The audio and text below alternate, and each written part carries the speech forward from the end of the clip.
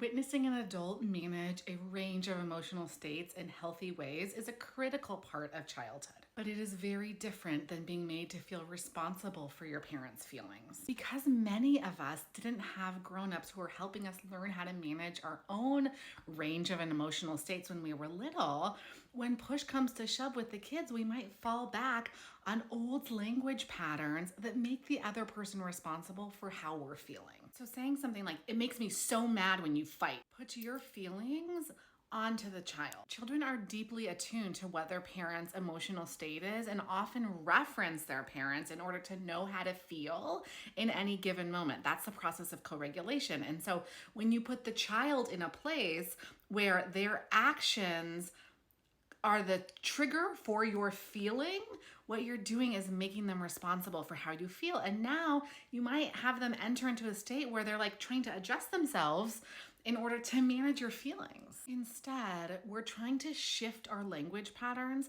in order to support the raising of children who are autonomous, agentive, who can know like, yeah, I'm having a big feeling right now, and that is a normal part of development, and my parent is here to help me manage it. Or I'm fighting with my sibling right now, and my parent got frustrated, and so they took care of themselves. And what that would look like is like, hey, you know what? I'm going to take a minute, go have a cup of tea, and then I'm going to come back and I'm going to help you work through this challenging thing. Because at the end of the day, your child is a child and they deserve and require and need the support from you to learn how to manage a range of emotional states. And one of the ways to do that is by modeling. A huge piece of that is being able to hold on to yourself enough that you can stay calm, present, and conscious to your nervous system when your children are having a hard time. Now, do I do that perfectly all the time? Hell to the no.